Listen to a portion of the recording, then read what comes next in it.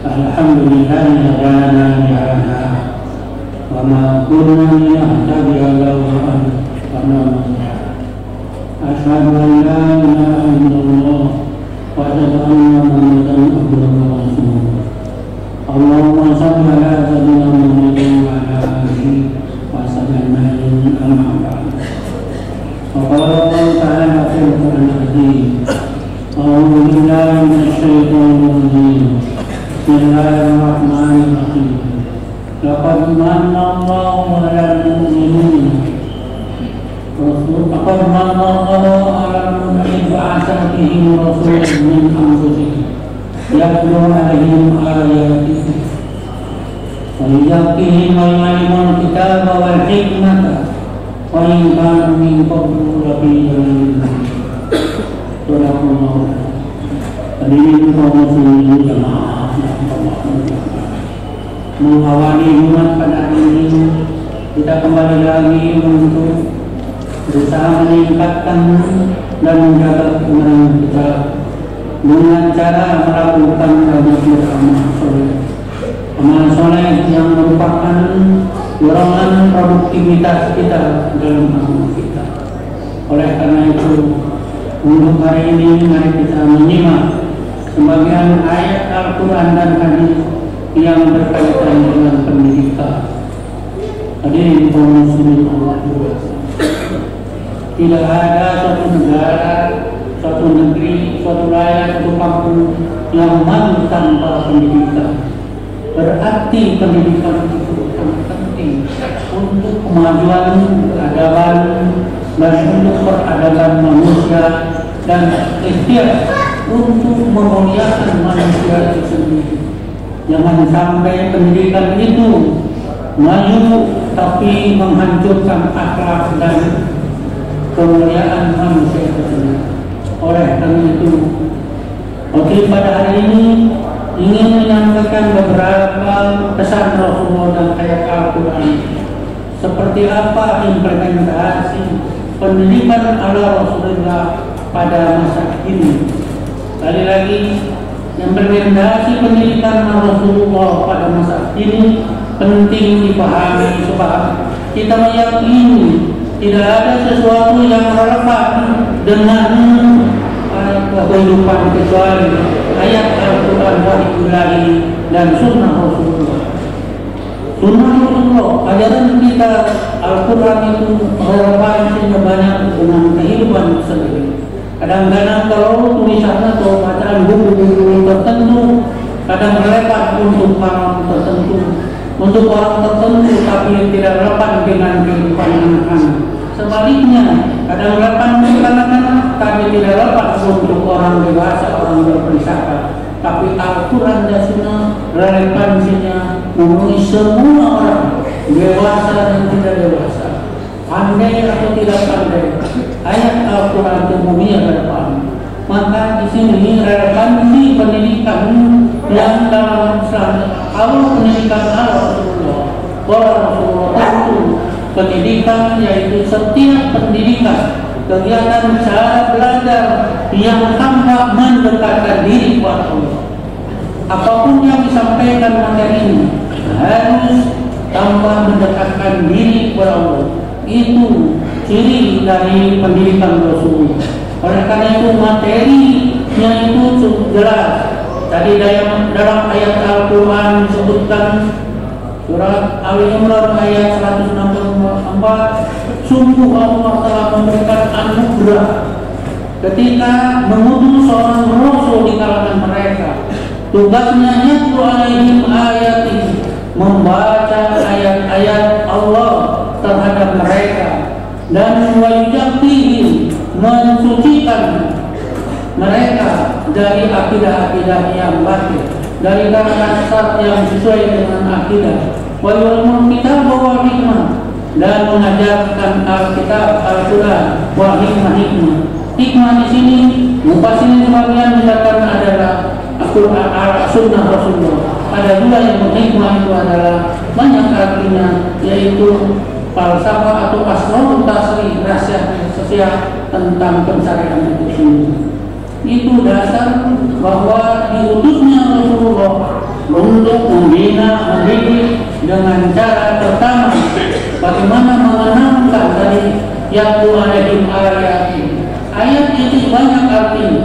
Ada ayat menuntut ayat, ada latan ayat dalam Al-Quran, ayat Al-Quran dan apa sekian itu ayat. Juga ayat dengan makna dalam menghubungkan tanda keagungan Allah. Mufassirin atau para ahli mengatakan bahwa ayat kekuasaan Allah. Pertama bahwa kita dalam mengajarkan untuk tamak mendekatkan diri kepada Allah. Bagaimana kita mengajarkan ini perubahan siang malam, ada bulan, ada matahari.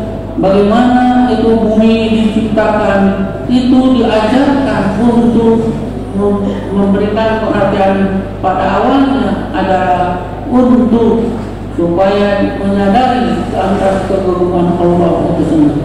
Selanjutnya juga ingin membersihkan akidah.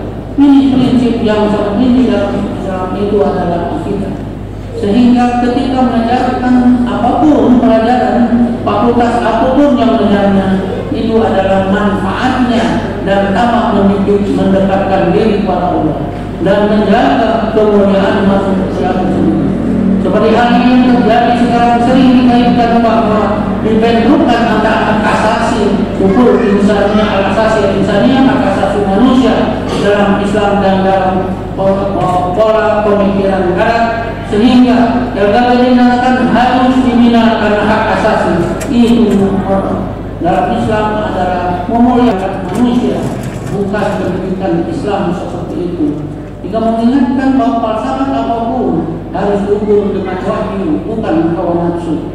Bahwa perkembangan pendidikan pemikiran itu sendiri, memang ilmu pengetahuan itu berkembang terus, tidak berhenti, tidak tahu kapan berhentinya, tetapi tetap esensinya harus tetap tambah mendekatkan diri kepada Allah.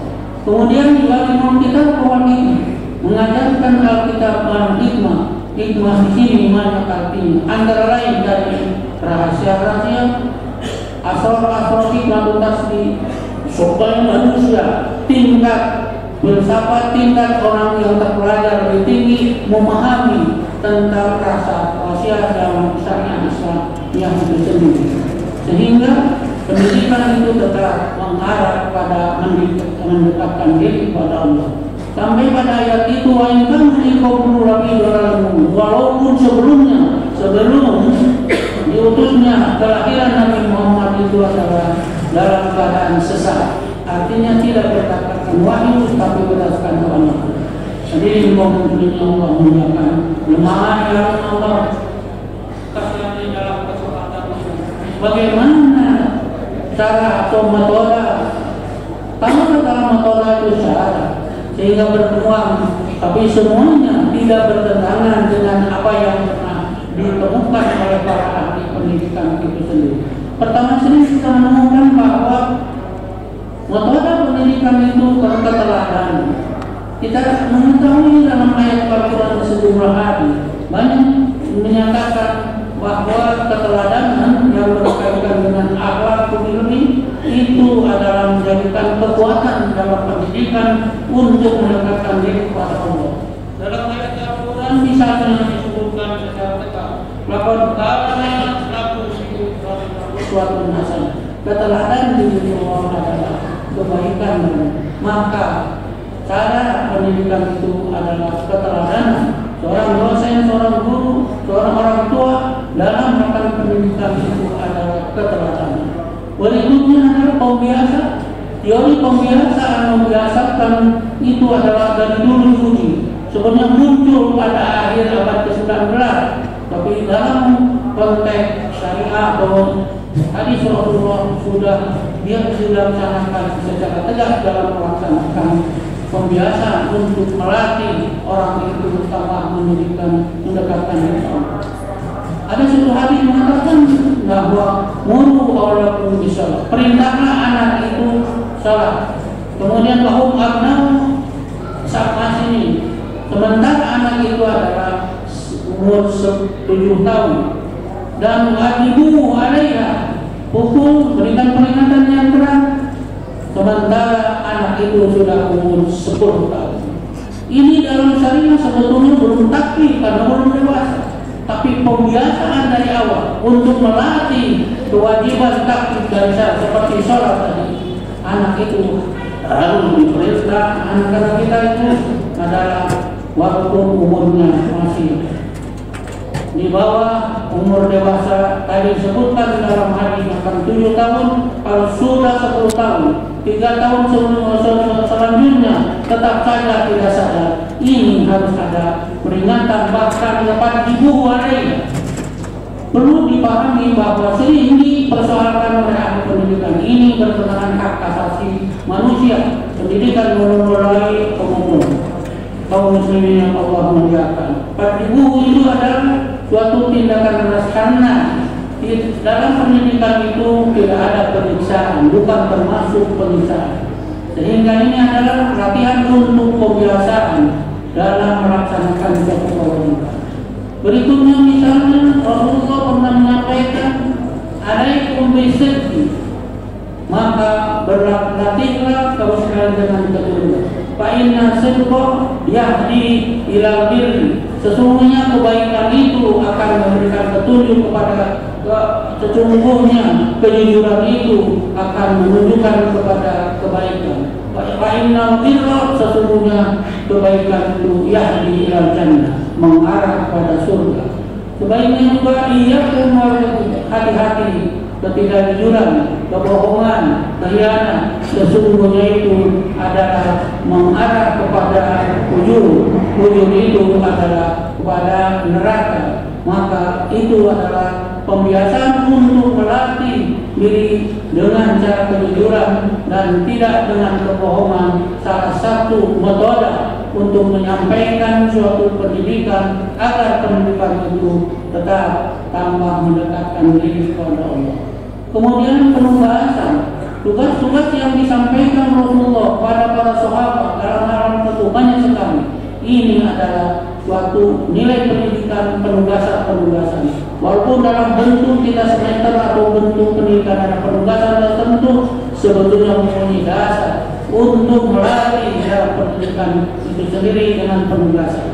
Kalau salah satu contoh, kita tahu dalam suatu hadis dalam At-Tirmidzi bahwa ketika Rasulullah mau menugasi Mu'adz bin Jabal Yaman, tentu ditanya apa yang akan berbuat di sana. Maka jawabannya akan menghukumi dengan Allah, dengan sunnah dan pendapat yang sesuai dengan syariat atau sejarah dan syariat. Rasulullah setelah memberikan satu semacam penegasan itu adalah alhamdulillah alladzi wafaqa Rasulullah.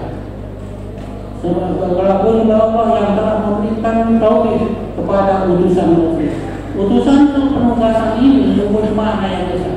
Dalam hal lain juga makna penugasan dalam kedua Rasul sama dengan cara meningkat pada hari ini.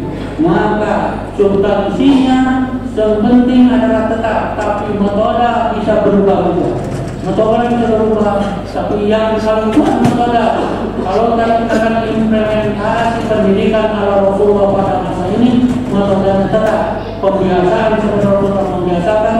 Kemudian adalah keteladanan serta penugasan itu sendiri.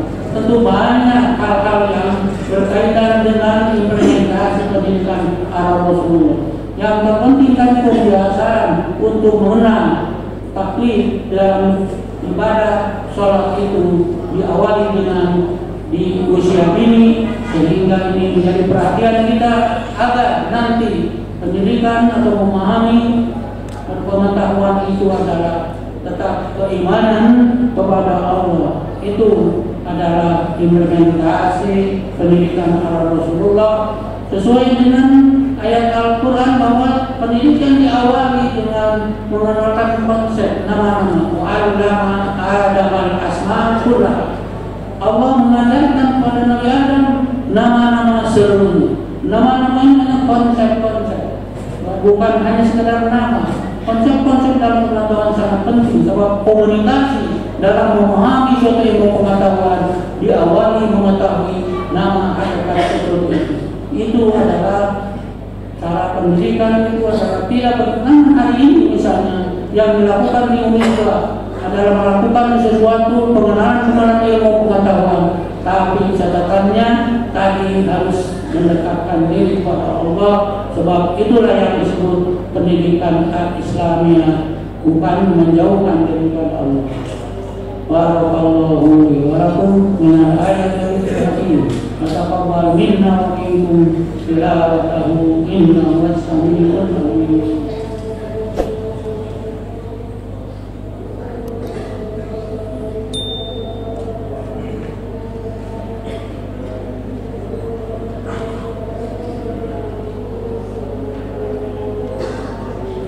Inna alhamdulillah nahmaduhu wa nasta'inuhu wa nastaghfiruh wa na'udzu billahi min shururi anfusina wa min sayyiati a'malina may yahdihillahu fala mudilla lahu wa man yudlil fala hadiya lahu. Asyhadu an la ilaha illallah wa asyhadu anna Muhammadan abduhu wa rasuluh. Allahumma shalli ala sayyidina Muhammadin wa ala alihi wa sahbihi ajma'in. Amin. Ya ayyuhal-'abidun usikum wa bittaqwallah faqad fazal muttaqun. Faqala Allah ta'ala fil Qur'anil Karim, a'udzu billahi minasy syaithanir rajim. Bismillahirrahmanirrahim. Innallaha wa malaikatahu yusholluna 'alan nabi ya ayyuhalladzina amanu shallu 'alaihi wa sallimu taslima. Allahumma shalli wa sallim wa barik 'alaihi ya rabbal 'alamin. Allahumma ighfir lil mu'minina wal mu'minat wal muslimina wal muslimat al ahya'i minhum wal amwat. Rabbana atina fid dunya hasanah wa fil akhirati hasanah wa qina adzabannar. Subhana rabbika rabbil izzati amma yasifun wa salamun alal mursalin walhamdulillahi rabbil alamin. Subhanallah wa bihamdihi وينهى عن الفحشاء والمنكر يعظكم لعلكم تذكرون. استغفر الله.